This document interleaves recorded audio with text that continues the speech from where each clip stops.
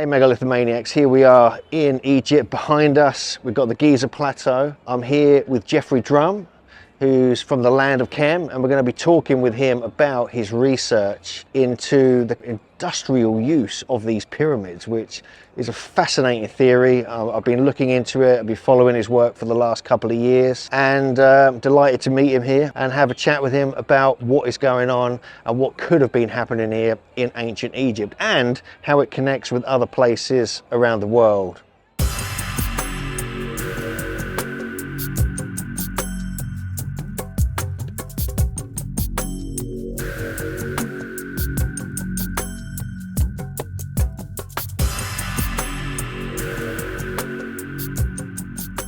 So first and foremost, Hugh, thank you so much for taking the time to meet with me this morning.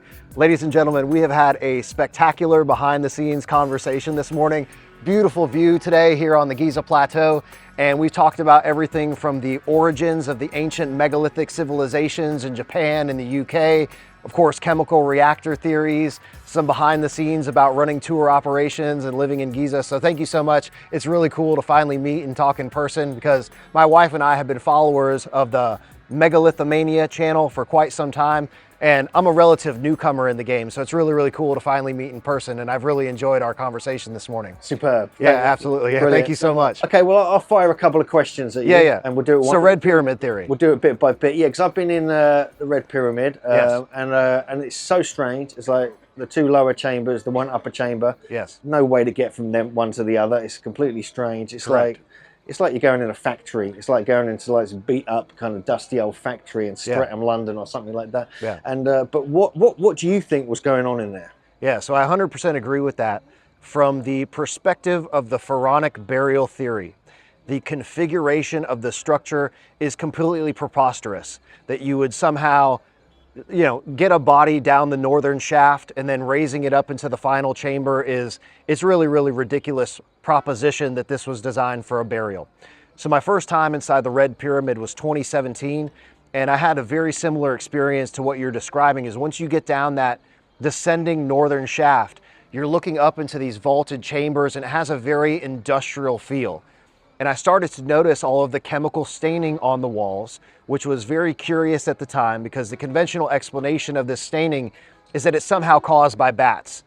And I knew immediately that that was a nonsense explanation that they just give to tourists so that they don't ask any questions. And that's also one of the reasons that they don't allow the official Egyptian tour guides to go inside of any of these structures because people are going to have a lot of questions that they simply can't answer. So the configuration, components, and design of the Red Pyramid are absolutely not for pharaonic burial. And I remember my first time going in the Red Pyramid was really the impetus of my entire hypothesis that the Egyptian pyramids were designed to produce chemicals on an industrial scale, because these chambers are chemical reaction chambers. They have all the designs of manipulation of physics to create and facilitate chemical reactions, specifically the tiered vault of the chamber itself. And I knew that the staining was indicative of the chemical reactions that were occurring inside of these chambers, because the staining gets darker and darker the further you go into the structure, where it accumulates most in the upper vault of the second chamber before the reactant gases are moved into the final synthesis chamber, which is where the smell of ammonia is most pronounced in that final chamber. That smell is coming from the final chamber because that was the final synthesis chamber where the actual ammonia solution was being produced. And you've got like the layout as well. You've got these two lower chambers which Correct. have the corbelled roof. Then in the second chamber you've got like just the wall on one side and then a small entrance going into the third chamber. Yes. Which seems to be maybe a little bit larger. The floor's missing as well, which is Yeah. kind of interesting. But what would be like the kind of, how does it all work? I mean, what was your, what is the kind of detailed process of that? So I can give you kind of the chemistry and physics 101 short explanation. So the first step in the process is filling the lower two chambers with water above the level of the connecting passage. So between the first two chambers, you have a connecting passage in the middle. And if you fill that connecting passage with water, it will fill both chambers to the same level. And what this does is create an isolated reaction space inside each one of the reactors, because you're essentially sealing it off where no air or anything can go inside the chamber. And you may have noticed that inside of the primary chamber, the first chamber, there is a hole in the western wall that has been filled in with concrete. And there's a bunch of staining right above this hole. So clearly there was something flowing up out of the hole into the upper space of the reaction vault. And I propose that this is methane gas, which is the initial reactant in our modern day Haber process for the manufacture of aqueous. We actually make liquid ammonia today. My hypothesis is that the red pyramid produced an aqueous solution of ammonia, which is ammonia gas dissolved in water, a little bit different than liquid ammonia, which is ammonia gas supercooled into a liquid form. So it's a little bit different in terms of the final product, same chemical composition. So the first stage is filling that first chamber with water and isolating the reaction space, introducing methane gas. As you raise the water level in the chamber, it will compress the methane gas, which is water insoluble, which means that it won't dissolve in the water. So the water essentially acts like a plunger, pushing the gas into the upper vault of the chamber. And you'll notice that the chamber is tiered. So you have reduced volume the higher you go in the chamber. So as you're pressing that gas into the upper vault of the chamber, you are decreasing the volume and increasing the pressure, which is a great way to facilitate chemical reactions, is by increasing temperature and pressure. So these are the basic physics 101 mechanisms of operation that are involved in the operation of the red pyramid. It also involves oriented external electric fields, which is where things get a little bit more complicated when we talk about the power source of the Egyptian pyramids, which is lightning, which provides the heat source for the chemical reactions. So essentially in the first chamber, it's a steam reformer where steam and methane react to produce hydrogen and carbon monoxide. Then you lower the water in that chamber. And as soon as there's an aperture or an opening in between chamber 1 and chamber 2, these high temperature, high pressure gases will flow through the connecting shaft into the second chamber. And there's actually tons of staining on the southern wall of the first chamber that shows that flow pattern moving from the upper vault through the connecting passage into the second chamber. The process is then repeated in the second chamber where the water level is raised, and the hydrogen and carbon monoxide from the first stage react with nitrogen and oxygen from the air to produce hydrogen, nitrogen, and carbon dioxide. The carbon dioxide is soluble in water and will dissolve into the water in the chamber, which is drained away, leaving the two primary reactant gases of hydrogen and nitrogen. Those hydrogen and nitrogen gases are then pushed through the connecting shaft from the upper vault of the second chamber into the final synthesis chamber. Your northern shaft is then activated, pushing the water all the way up in the final synthesis chamber, where those hydrogen and nitrogen gases react to produce gaseous ammonia. And gaseous ammonia is highly soluble in water, so that gaseous ammonia will dissolve into the water in the chamber, hence the intense smell of ammonia in the final synthesis chamber. And then that aqueous ammonia solution is drained out of the pit that now exists inside of the final synthesis chamber. And I have a speculation that, so there's a lot of work that went into hauling all those stones out and digging that pit inside of that chamber. So there had to be something in that chamber that gave them the idea, okay, let's excavate into this chamber and pull out all these stones. So I propose that that is the outlet shaft that gave them the inspiration to start digging in that final synthesis chamber where they removed all of those stones out. And then you've got the, so you've got the production of ammonia, ammonia solution as such. Correct. And then, so what would, firstly, what would that really be used for? Yeah. So the primary application for ammonia is for fertilizers. Ammonia is one of the most important chemicals that we manufacture in our modern chemical industry, and 90% of it is used for fertilizer. It actually led to the transformation of our modern society during the Industrial Revolution.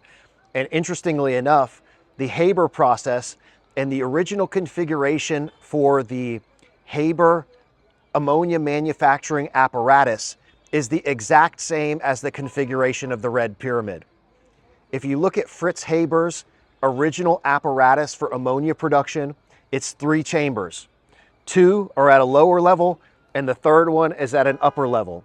So it literally exactly mimics the configuration of the red pyramid. In my research, I discovered that Fritz Haber, the creator of our modern ammonia manufacturing process, actually loved coming to Egypt. And he had studied Egypt and the Egyptian pyramids, and I believe that he may have stumbled across the same conclusion that I've reached, that the red pyramid was designed to produce this ammonia solution on an industrial scale. Thus, he created the modern Haber process for the production of ammonia. And the Haber process operates based on very similar physics and chemistry as the ancient chemical reactions inside the red pyramid. But today, again, we supercool the ammonia gas to produce ammonia liquid, where the ancient chemical reaction is an aqueous ammonia solution where the gas is dissolved into water, which doesn't require the supercooling of the gas, because I don't think they had the capability to supercool the gas to create the liquid ammonia, but they certainly could have dissolved the gas into water, which makes a much simpler aqueous ammonia solution, predominantly used for fertilizer. But you may have noticed that when you were going to Dashur the other day, if you look on your right, there is a joint venture Calda Petroleum and Apache Oil facility. So there is a crude oil and natural gas processing facility located right next door to the red pyramid. And it turns out that ammonia is currently used in our modern crude oil processing industry for the removal of acidic compounds in products like bitumen. Bitumen was ubiquitously used in the ancient world as a waterproofing material and a sealer specifically for the boat industry. So in bitumen, again, there's these acidic compounds in bitumen that you would want to remove before you use that compound on your boat, because you don't want those acids corroding away the wood of your ships. So they would have used aqueous ammonia as a neutralization agent to remove and neutralize those acidic compounds in bitumen in the waterproofing industry and shipbuilding industry. So there was a whole bunch of applications for ammonia, most prevalently used for agricultural fertilizers, but then also in industries like shipbuilding and crude oil processing. And to me, it's no surprise or coincidence that this modern facility that is literally a crude oil processing facility where they use aqueous ammonia in that facility is right across the street from the red pyramid, an ancient aqueous ammonia manufacturing facility. That's pretty strange. It's pretty crazy. That's pretty strange. Yeah. And then you got, right, in the same area of pyramids and the share pyramid, you've got the bent pyramid. Yes. Now this is, according to your research, that's kind of connected with the ammonia and with more production of chemicals and gases and things like this. So can you tell us a bit about how these connect together and what the bent pyramid may have been used for? Absolutely. So I've proposed a sequence of chemical reactors, starting with the step pyramid for the production and extraction of methane gas, leading to the red pyramid where that methane gas was transformed into aqueous ammonia. And today we have 2 facilities that can exist next to your ammonia manufacturing facility. It'll either be a urea manufacturing facility where that liquid or aqueous ammonia solution is transformed into a solid compound fertilizer. Specifically, I think it was ammonium bicarbonate, but depending on the sophistication of the chemical reaction dynamics, it may have actually been urea, which is a solid ammonia fertilizer compound, high nitrogen content. So aqueous or liquid ammonia is not ideal for transportation and application to crops. So you would want to transform this aqueous ammonia solution into a solid so you could store it, transport it, and apply it to crops a lot easier. So we talked about how the carbon dioxide was dissolved into water during the second stage of the reaction inside of the red pyramid. That carbon dioxide solution is removed, transported to the bent pyramid where that carbon dioxide gas is percolated up through the aqueous ammonia solution to produce ammonium bicarbonate, which has a very similar chemical composition to urea. It's basically a solid compound ammonia fertilizer. I've also proposed, sort of privately on my members only channel, that the aqueous ammonia solution may have also been transformed into nitric acid. So typically today, next to your ammonia facility, you'll either have a urea manufacturing plant or a nitric acid manufacturing plant, where that ammonia can either be transformed into urea, or in our case, ammonium bicarbonate or nitric acid. So ammonium bicarbonate, that is a more useful fertilizer. Correct, yeah, it's all high nitrate ammonia-based fertilizers, but again, the solid compound being a lot easier to store, transport, and then sprinkle on the crops than trying to do that with a liquid or an aqueous ammonia solution. Okay, and I've got one of the questions that comes Yeah. up is why such large structures to house all this? Yeah, yeah. Can you expand on that? So, for example, inside the red pyramid, imagine that final chamber being filled with water. That is the volume of aqueous ammonia that they could produce per production cycle. So it's a fairly large quantity. So that's why I refer to this as manufacturing on an industrial scale, is because the size of the chambers are indicative of the final volume of the product. So the bigger the chamber, the larger the volume that you can produce. So also in terms of the size of the Egyptian pyramids, there's a number of reasons that the pyramids themselves are as large. First and foremost, the internal chambers are not independently stable, right? You can't build those chambers with one chamber above the ground and one chamber at the base and have them just stand alone. They have to have some sort of structure around it, encasing and stabilizing the internal chambers. So that's reason number one for the immense body of the pyramids, is for maintaining internal stability during the reaction and also encasing all of the pressure. Because if you didn't have a ton of body of stones around these things, the whole thing would explode once you increase the pressure on the inside of the chamber. So you want to hold all that in. Also, we were talking about my research in Japan and some connections to a site called Oshido Ishi Hill, and how these 100-ton megaliths have withstood lightning. Well, if you look at the pyramids behind me, they are thousands and thousands of times bigger than these stones that have withstood the power of lightning. That is another reason for the size of the Egyptian pyramids, is the relation between harnessing lightning for internal electric field chemistry. Okay. It's basically to stabilize the whole thing. And then when we get to the pyramids on the Giza Plateau that were producing sulfuric acid here in the Great Pyramid and hydrochloric acid here in the Central Pyramid, you don't want those gases escaping out into the atmosphere either. Same thing with methane gas. So by encapsulating these things in giant structures, you're also protecting the environment from potentially harmful contaminants leaking out into the atmosphere. So it's almost like externally, these are like beautiful abstract monuments. Absolutely. But internally is where the secret kind of science is taking place. And I think that's one of the beautiful things about the design of the Egyptian pyramids, is that by implementing things like sacred geometry, call it sacred geometry, in the design of these things, they are intrinsically beautiful structures to look at. And they're encoded with all sorts of sophisticated mathematics and alignments and knowledge. And I don't really go into all of the mathematics in the outside of the structures. But again, I think that's just an intrinsic part of the design process itself that makes these incredibly beautiful. But when you go to the inside, they are absolutely industrial scale manufacturing structures, with the internal chambers not being beautiful whatsoever, but having an absolutely industrial function. And so it also goes to, so stones are dielectric materials, which means they have the capacity for storing electric fields. And the pyramid shape is not only about bringing telluric currents up from the ground, but then also distributing electric current back into the bedrock. So the shape of the pyramid is specifically for these electric field and electric current distributions, as above, so below.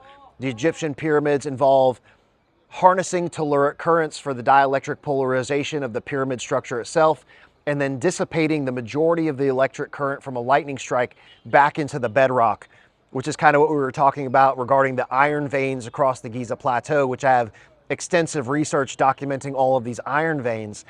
And it turns out that the iron veins connect all of the different structures on the Giza Plateau.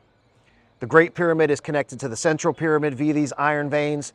It's connected to the Osiris shaft. It's connected into all the satellite pyramids. the Valley Temple, and the Sphinx are all connected through this network of iron veins that run through the Giza Plateau that were for the distribution of electric current away from the pyramid structure itself. So the pyramid design is important in the dielectric material itself. Fascinating. Absolutely fascinating. So you've given us a pretty good summary. Oh yeah, I appreciate that. It's good. Yeah. Right? It's like it saves me going asking you lots of questions. Yeah. But so fundamentally, I think one of the while we're kind of going wide with your research here, you know, who and how could they have come up with all this? How could they have come up with this whole idea of building these giant constructions? I mean, these are grand constructions. They're not like small scale, experimental. I mean, they're grand. I mean, just to come up with this out of the blue seems fascinating to me. Although there is one thing on the Giza Plateau over near the Great Pyramid where they've got like almost like a mini version of the underground area of the Great Pyramid. The trial passages. Yes, I mean, so do you think they were experimenting with that? Yeah. Before they went big? I mean, so you've been out to Fayum, and I'm sure you visited the Pyramid of Meidum, which I have proposed was a test facility for the design of the Red Pyramid, because the internal chambers are very, very similar. And there was a catastrophic collapse of the Pyramid of Meidum.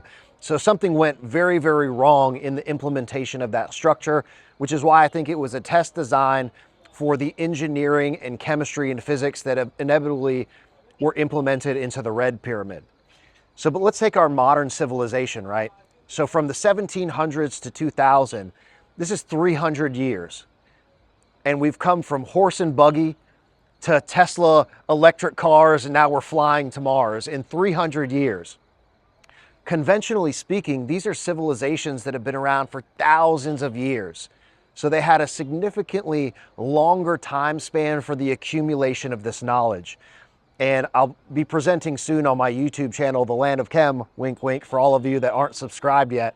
Go check that out, The Land of Chem, C-H-E-M, as in the land of chemistry. It's a play on words for the original name for Egypt, the land of K-H-E-M.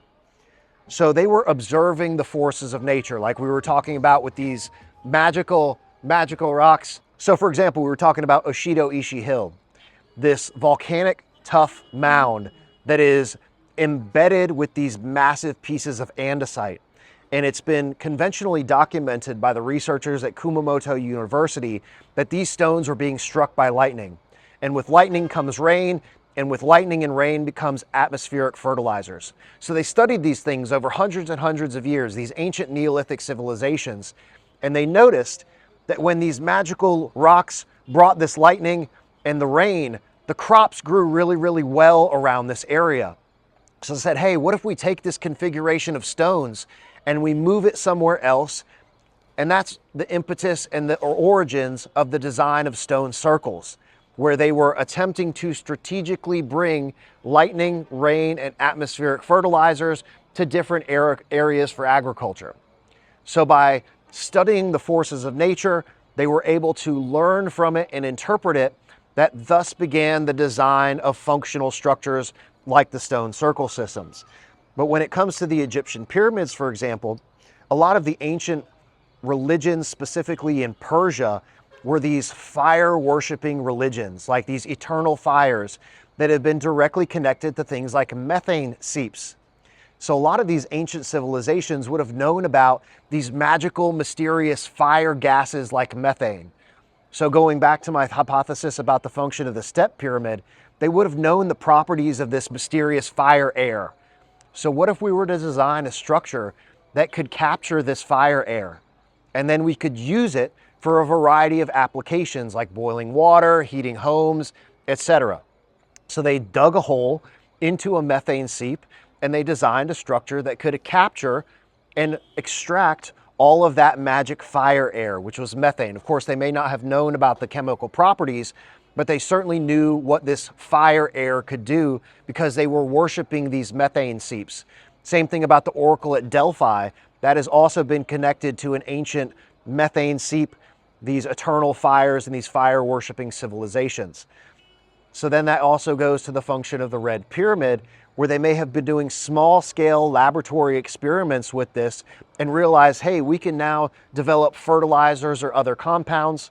When it comes to the acids on the Giza Plateau, there was a huge mining operation in Gebel Zeit where they were mining sulfur during the dynastic Egyptian period.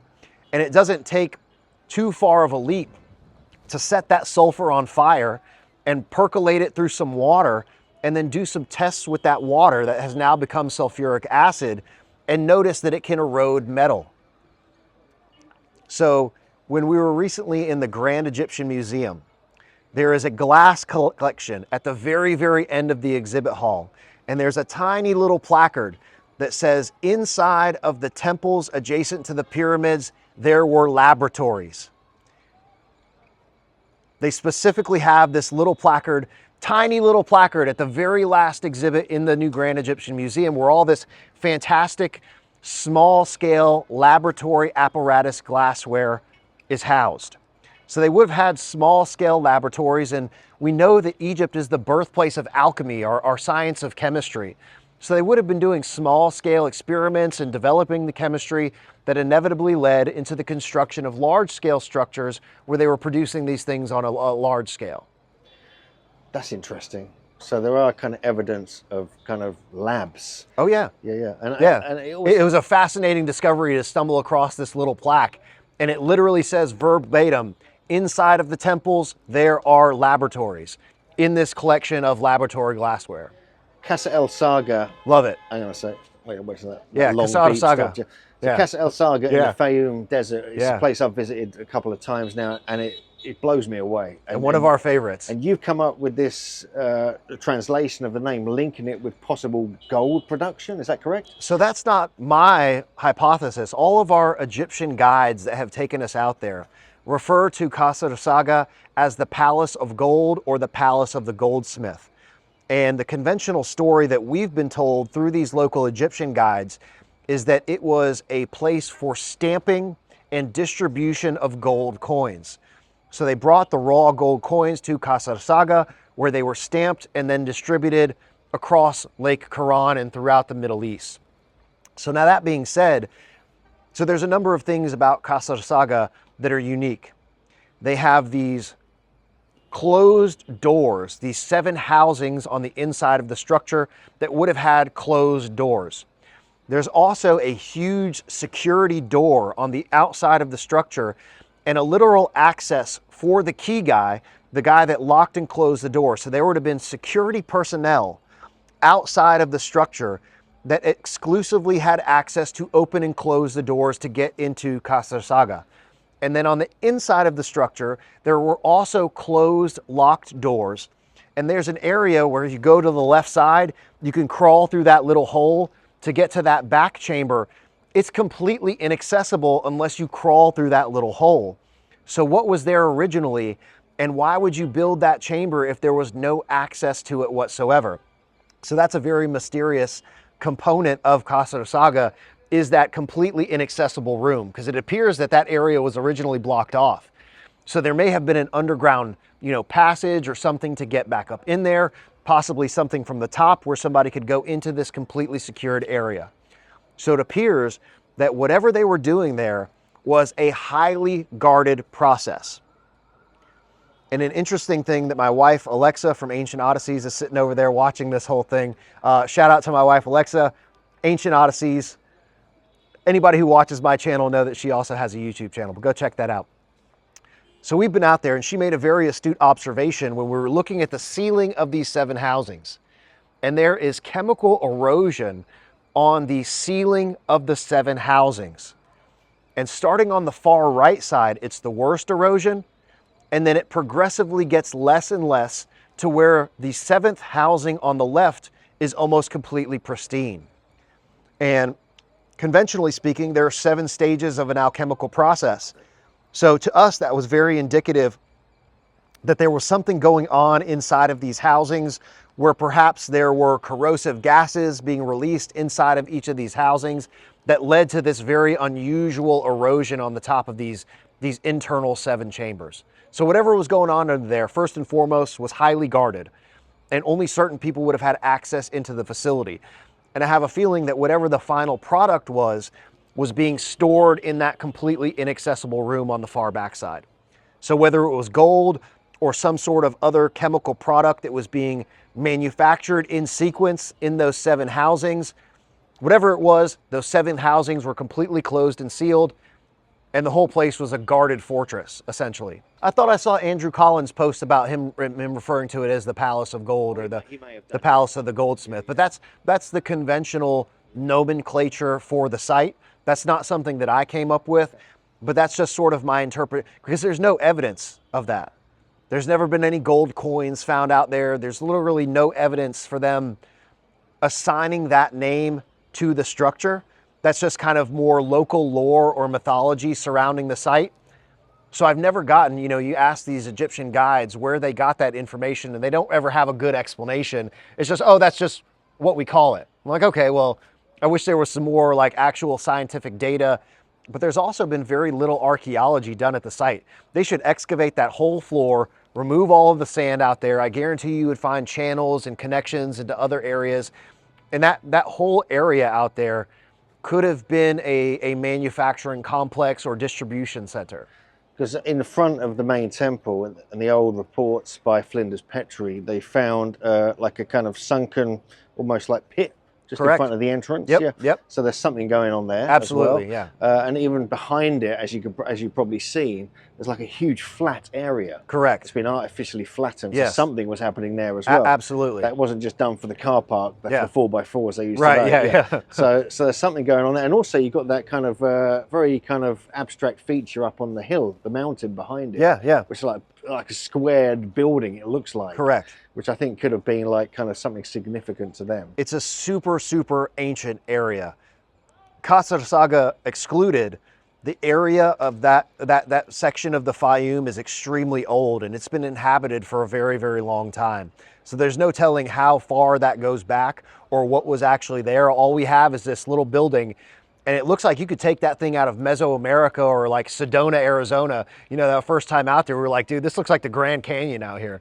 And it's a very kind of Mesoamerican looking building with the polygonal masonry and all that could have come out of anywhere in Mesoamerica, but it's like just in the middle of nowhere, this little fortress or palace of gold, which is very, very unusual place to stick that site.